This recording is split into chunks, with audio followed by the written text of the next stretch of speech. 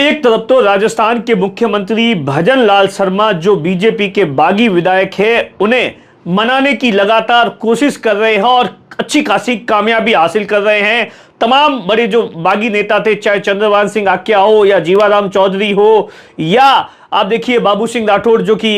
शेरगढ़ से थे, इन तमाम नेताओं को मना दिया था और उसके बाद में लगातार कोशिश कर रहे थे राजस्थान के मुख्यमंत्री के भजन लाल शर्मा के रविंद्र सिंह भाटी जो कि शिव से निर्दलीय विधायक है, बीजेपी के बागी विधायक है, उन्हें भी मना लिया जाए। और ऐसा माना जाता है मोटे तौर पर 2 मीटिंग हुई थी, उस मीटिंग के अंदर सब कुछ फाइनल हो चुका था। बकायदा रविंद्र सिंह भाटी है वो मुख्यमंत्री की तारीफ भी कर रहे थे, लेकिन पीएचडी के मंत्री के एक लेटर ने बाड़मेर जैसलमेर की राजनीति के अंदर जबरदस्त तरीके से आग लगा दी है और मुख्यमंत्री की जो मनमनाई बात थी उसे बिगाड़ दिया है। जी हां, मैं एक लेटर की बात कर रहा हूं जो कि 2 दिन से लगातार सोशल मीडिया पर वायरल हो रहा है। पीएचडी के जो मंत्री है कन्हैया लाल चौधरी है, उनके निर्देश पर यह लेटर है वो 14 तारीख को यानी आचार संहिता लगने से पहले जारी हुआ था, लेकिन जो वायरल हुआ है वो 2 दिन पहले हुआ है। उस वायरल के अंदर दरअसल क्या कुछ है और उस लेटर ने कैसे बाड़मेर जैसलमेर की राजनीति के अंदर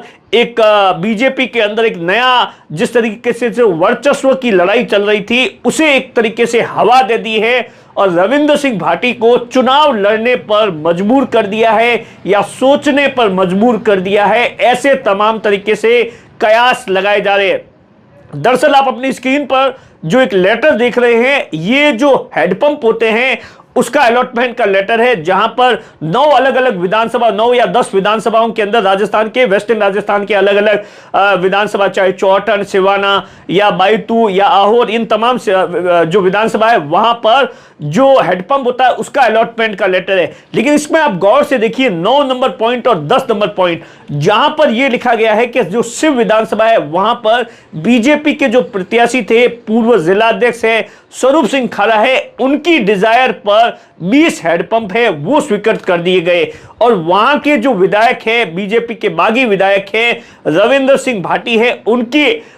डिजायर पर 2 हेडपंप स्वीकृत कर दिए गए। और उसके बाद क्या था, जैसे ये लेटर वायरल हुआ तो दोनों के समर्थक है वो अलग अलग तरीके से कमेंट्स करने लग गए और इस बात से रविंद्र सिंह भाटी या उनके जो समर्थक थे वो बेहद ही खफा थे। दरअसल आप देखिए जब से रविंद्र सिंह भाटी जीते हैं तो वहां पर एक अलग तरीके की लड़ाई चल रही है। दरअसल कौन काम करवा रहा है, रविंद्र सिंह भाटी की क्या सरकार के अंदर चल रही है, या ऐसा कहा जाता है कि बाड़मेर की राजनीति के अंदर, खासतौर से शिव की राजनीति के अंदर स्वरूप सिंह खारा की चल रही है। और इसी बात को लेकर रविंद्र सिंह भाटी है वो लगातार कोशिश कर रहे थे और जो जिस तरीके से लोकसभा के चुनाव के लिए उन्होंने देव दर्शन यात्रा भी निकाली थी, वो इस बात से बेहद आहत थे कि वो विधायक है लेकिन उनके इलाके के अंदर भी उनकी जितनी चलनी चाहिए उतनी नहीं चल रही है और इस बात से वो खफा थे। ये आप देखिए लगातार ऐसी कई बार बातें भी सामने आई और इसी बात को लेकर आप देखिए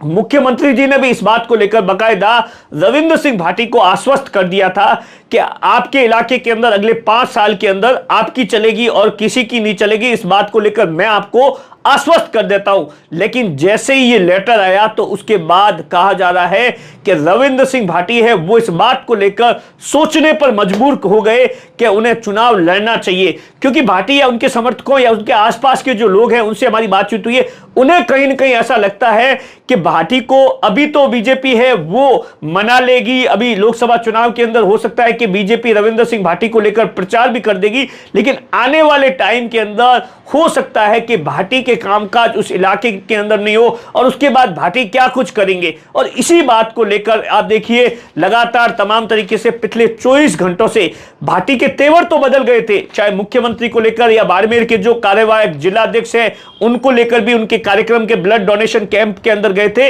लेकिन उसके बाद जब वो शिव विधानसभा के अंदर अपनी कोर टीम के साथ में बैठे तो कहा जा रहा है कि अब वो चुनाव लड़ने के बारे में ज्यादा मूड बना रहे हैं। ये सब कुछ दरअसल आप देखिए